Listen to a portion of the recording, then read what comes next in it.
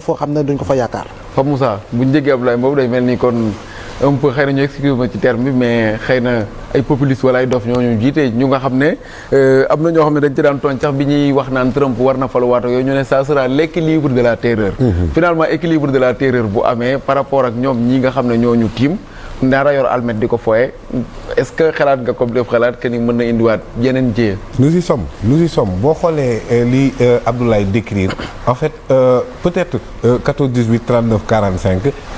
ni mu doon mel sur le plan architectural de guerre actuellement loolu mënatul nekk mais conflit bu weesoo les deux belligérants bay dugg ci yeneen grande puissance rek da ngay xam ne nous y sommes carrément te man dama gëm ni Iran essai nucléaire am yàgg na mais pour man dafa pare. Parce que boo xoolee attaques yi ak cibles yi dafa cibler ay sites nucléaires et que le caractère sophistiqué des armes di nga comprendre ne kii puissance militaire la boo xamante ne daf ko wane te zone bi ci côté monde arabe et islamique le Pakistan mu ngi à côté et puissance nucléaire la aussi te ñoom dañ koy bàyyi xel bu baax a baax tey ñi nga xamante ne ñoo war a wax te dañ ci war a jóg ban communauté internationale la ban leader ci monde bi moom moo mën a jóg pour mën a dox lii nii pour mu am pratiquement ça n'existe plus. Je pense que mandat d'arrêt international lañ ko defoon. mais pratiquement ça n'existe plus parce que Israël seul état au monde créé par une résolution des Nations Unies kon Nations Unies pratiquement est disqualifié pour essayer de faire quoi que ce soit. Arabie Saoudite n'en parlons plus. Égypte nga xamante ne puissance militaire la woon ci zone bi mais Égypte depuis que ñu def coup d'état Mohamed Morsi il y a aussi benn chasse aux sorciers à l'endroit des frères musulmans. Ouais. Donc frères musulmans la branche des frères musulmans ci Palestine mooy Hamas. Donc finalement il y a plus soutien bi nga xamante ne Égypte mi ngi ko doon apporter Palestine daanaka amul léegi nag ki ñu bàyyiwul woon xel mooy croissant chiite bi nga xamante ne tey di mi ngi monter boo xoolee Hezbollah ci Liban ak Iran percées yi nga xamante ne mi ngi koy def daanaka Palestine dootuñ amati beneen pexe lu dul wéeru ci ñooñu et que ñooñu sur le plan militaire la plupart ay radicaux lañ yoo xamante ne bon y a pas à part les xawaarij yi nga xamante ne saay dinañ def ay attaques yoo xamante ne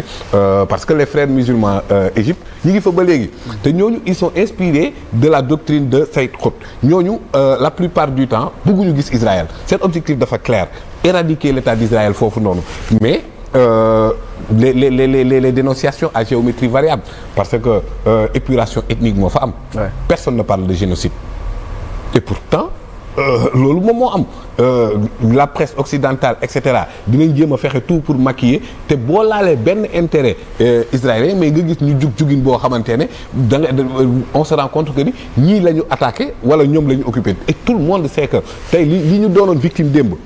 ci nazi mais tey loolu lañ doonaat coupable y a pas aucune amul beneen description bu ci nekk léegi nag on assiste à des organisations yoo xamante ne daanaka seen mission fayir na bu yàgg ana OCI oui. Où est la Ligue arabe ñooñu ñëpp dañoo mel ni ku ci nekk dafa dem croiser les bras Arabie Saoudite quoi que l'on puisse dire c'est le régime princier ak yooyu noonu mais c'est assuré par Israël. Qu'est-ce qu'ils vont faire? Rien du tout dañuy ñëw taxaw en Égypte Al-Sisi mais quand même c'est allié la pour essayer d'éradiquer la branche des frères musulmans aussi bien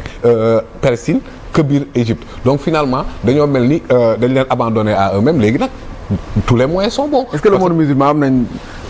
taxawaay bu ci war dëgg-dëgg yaa ngi wax sànq taxawaay bi mais am na ñoo xam ne ñi ngi jéem mais si c'est pas coordonné. fii Sénégal par exemple gis nañu ñu doon wax ay waxu boycott wala même ñu jëlee fii ñi nga xam ne ñoo di représentation diplomatique bu Israël ak yooyu mais bu ko benn réew defee te yeneen defuñu ko wala ñu naan duñ joxe ay xaru tabaski wala nangam ak nangam te yeneen réew defuñu ko est-ce que dina nekk des actions yoo xam ne dina am benn c'est-à-dire am na moment boo xamante ne xëy na amoon nañ lu ñu d'accord mooy la cause palestinienne mais fi mu toll nii nekkatul l'objet de consensus parce que ku ci nekk yow say intérêt ngay Arabie Saoudite naka lay def ba dëgëral nguuram surtout après printemps arabe ak yi ci jot a am yëpp ku ci nekk naka ngay def pour asseoir ce qu'il donc kon li Ablaye wax man du ma ko rejeter on peut se lever demain ñu ne on est face à une guerre nucléaire parce que les fragments incendiaires iront dans tous les sens lii nii pour man li mu nar a def ci jëya duñ ko tëkkale ak la guerre des 6 jours duñ ko tëkkale ak ay Yom Kippour lii fi mu jëm parce que équilibre de la terreur boobu noonu Iran dafa am doole te ñi nga xamante ne les gardiens de la révolution depuis l'ayatollah Khomeini ba tey di nga xam ne seen objectif c'est clair mënuñu dëkk ak Israël léegi nag Nations Unies ba nga xamante ne moom moo defoon résolution ba teg leen fa waaw léegi nag kooku noonu tamit ban taxawaay la war a am face à ça te am na loo xamante ne le monde arabe musulman et cetera Sénégal ñun dañ ñoo jox ne pour ñu défendre les intérêts inaliénables du peuple palestinien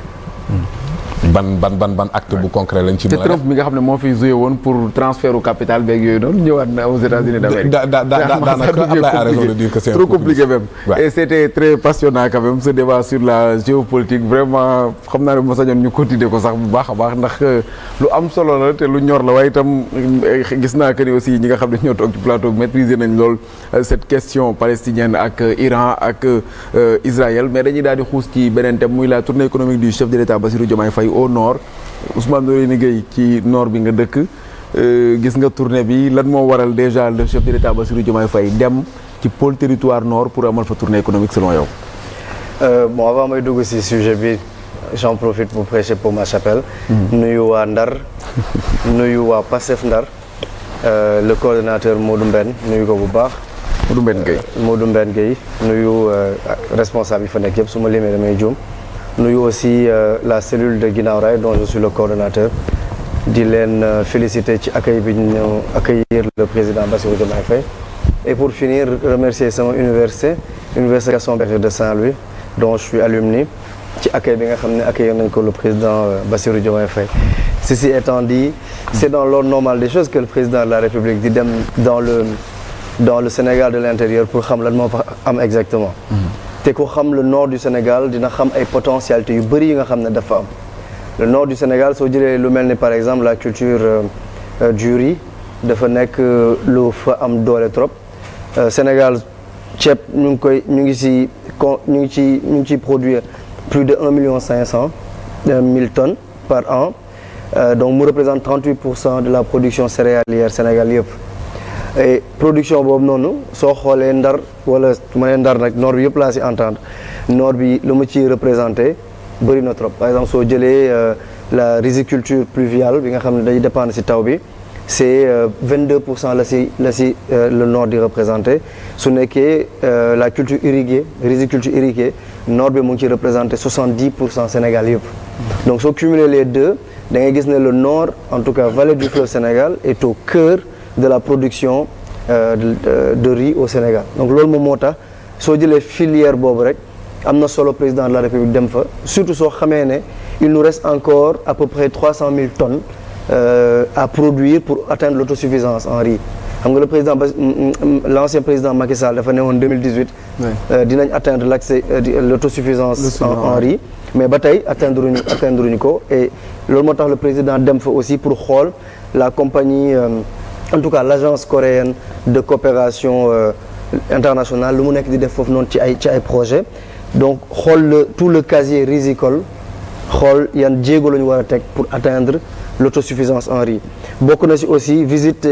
compagnie sucrière du Sénégal bi nga xam ne tey jii bokk na ci entreprise en tout cas yi ëpp lu ñuy produire ci suukar bi nga xam ne moom la Sénégalais di consommer compagnie sucrière du Sénégal c'est 145 000 tonnes la ñuy produire chaque année ici au Sénégal. 145 000 tonnes. Donc aujourd'hui l'ambition aussi pour ñu atteindre l'autosuffisance en sucre dañoo war a dem produire 200 000 tonnes at bu jot loolu moom mooy ambition bi loolu bokk na ci li président de la République demoon xool foofu noonu xool fan la liggéey yi toll mais surtout aussi tout ce qui concerne l'entreprise la société africaine d'ingrédients pour xam oignon bi nga xam ne ñu ngi ko fay produire nga xam ne parfois c'est excédentaire et la question de la conservation dafay posé wu yan jéego lañ ci war a teg pour am ay sociétés yi nga xam ne bu ñu produire lu doy ci soble comme ni ci tabaski bi ñu mën a am foo xam ne dinañ ko fa mën a transformer donc SAF bokk na ci entreprise yi nga xam ne le président Bassirou Diomaye Faye visité na ko pour xam yan effort yan jéego la ñu war a gën a teg pour aller vers ça dans le domaine qui nous concerne nous agence sénégalaise d'électrification rurale dañoo def ay jéego yu révolutionnaire ci wàllu électrification rurale ci nord bi rien que année bi ñu génn nii quelques mois yi ñu fi def électrifié nañ d'une soixantaine de villages foofu dans le nord du Sénégal Louga par exemple c'est plus de 12 villages électrifiés nouvellement électrifiés Linguère c'est 16 Dagana Podor 23 Linguère Ranérou Kanérou 9 et avec d'autres partenaires am na 14 villages yi nga xam ne électrifié nañ ko récemment. donc loolu le président Bassirou Diomaye Faye demoon xool li nga xam ne jéego la yi nga xam ne ñu ngi koy def ci nord bi ak potentialité yi nga xam ne war nañ ko fa développer pour que le nord puisse jouer son rôle. parce que ñun ci programme de transformation nationale Sénégal 2050 daf ci bokk décentraliser les foyers de production mais surtout le développement de 18 filières am na 18 filières yi nga xam ne te ceeb bokk si dañu ne dañ ko war a développer en dehors de Dakar nga xam ne dina am apport bu baax a baax ci économie nationale en tout cas retour yi ma am étant de Saint-Louis yëpp mooy waa Ndar yëpp bëgg nañ ci gis bi ñu gis le président de la République Bassirou Diomaye Faye. mais lan mooy wuuteem ak tournée yi ñu doon parce que je me rappelle 2022 ñun ñi sax àndoon nañu déjà tournée boobu noonu au nom de Walf doon couvrir cette tournée économique bi nga xam ne moom la le président Macky Sall doon def ñu bëri bay doon naan tournée bi amul njëriñ amoon na ay inauguration certes mais lu nekk après dégg nañ ko ci tournée bi lan moo ko différencier ak yooyu lan mooy le choix du nord parce que y a d'autres pôles territoires. Pourquoi le président choisir dem au nord du Sénégal. non absolument rien dina am yeneen visite yi nga xam ne président dina ko def le nord moom Issa moom bu ñu ndawalal Ndar quoi nord moom dafa rëy te nord dafa am ay potentialités yu yaatu. le centre aussi dafa rëy ak le sud. non mais xam nga le président n'a pas le don de l'ubiquité il ne peut pas aller partout donc il faut mu choisir fii lay dem après mu dem feneen li ko wutale en tout cas li ma ci xam daal mooy c'était des visites de terrain président demul pour politique dafa dem ay visites de terrain dugg compagnie sucrière du Sénégal c'est quasiment le premier privé bu ëpp lu muy embauché Sénégal fii le compagnie sucrière du Sénégal c'est plus de 8000 personnes ñoo fay liggéey rien que ça mérite que le président dem xool dans quelles conditions les gens travaillent et surtout lu ñuy liggéey ban apport la am ci économie wu Sénégal président bu mu demee bu mu atterrir ba muy dellu si Dakar lépp lu mu fa def mooy visiter des entreprises visiter des filières visiter les populations pour xam comment le Nord peut appuyer le développement économique du Sénégal et il le fera certainement avec le centre et avec le sud et on le suivra avec tout l'intérêt qui s'y est. oui mais dara la xaw si c'est juste un président qui est allé à la rencontre de son peuple. dinañ ci ñëwaat est-ce que c'est le président qui est allé à la rencontre de son peuple ou pas mais Abdou Kane lu mu ci mën doon mooy yéen doon ngeen réclamer même un dialogue sur l'économie.